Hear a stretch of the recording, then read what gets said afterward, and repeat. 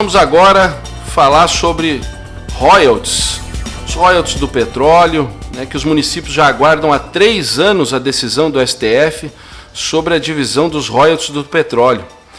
Para citar um exemplo de matéria produzida pela Assessoria de Comunicação da FAMURS, a Federação das Associações dos Municípios do Rio Grande do Sul, no Rio Grande do Sul já se perdeu mais de 880 milhões com a indefinição dessa situação.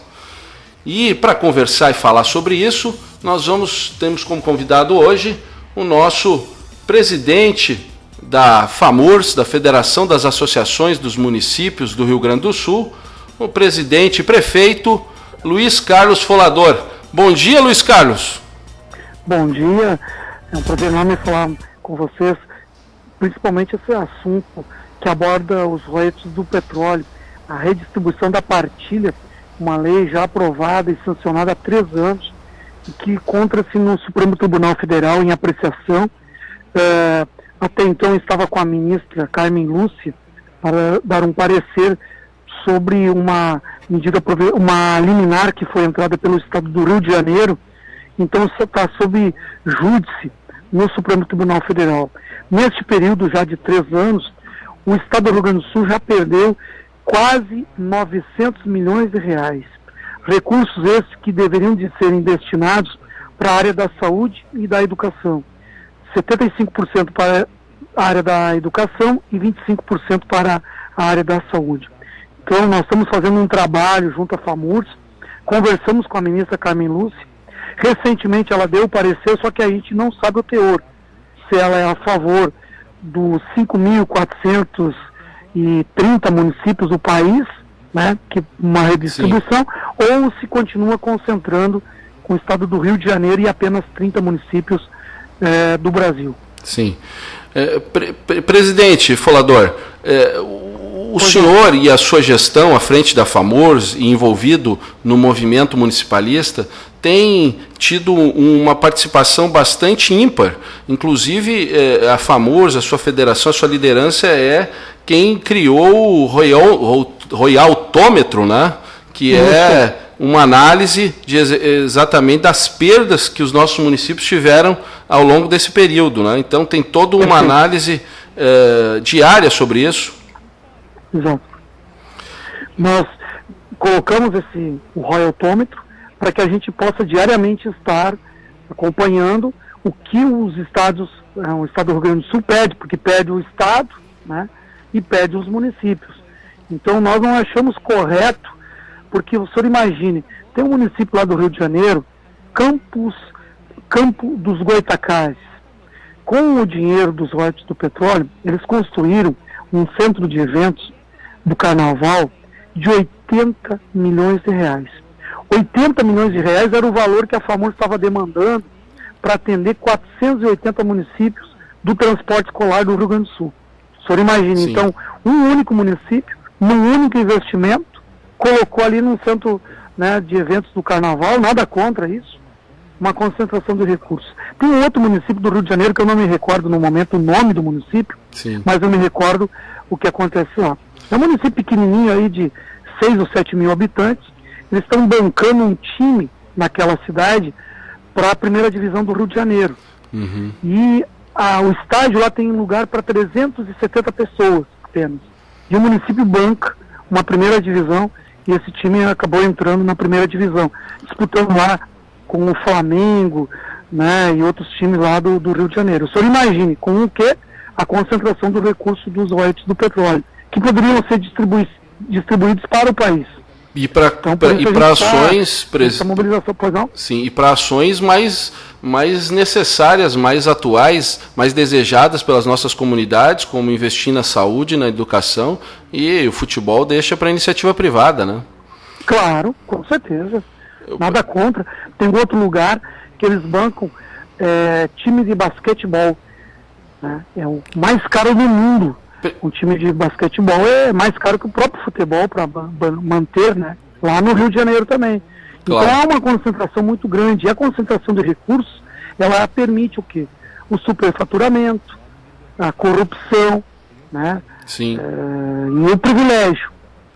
A descentralização do recurso, ela permite o quê? O desenvolvimento. Então, por isso, nós estamos nessa luta.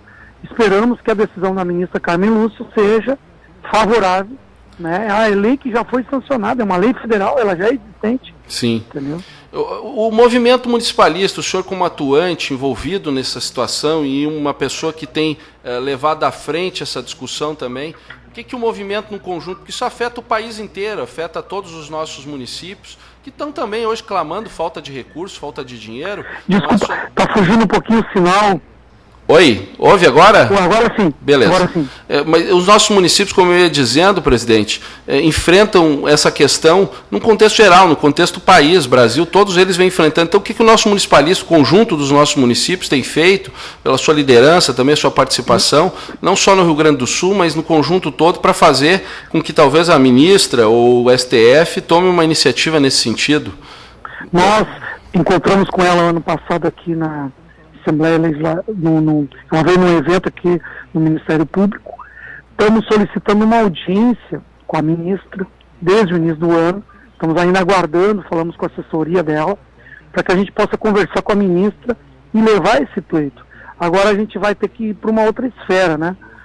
No próprio Supremo Tribunal Federal, conversar com eles desta lei que já foi aprovada, foi sancionada, e é um dinheiro em áreas estratégicas.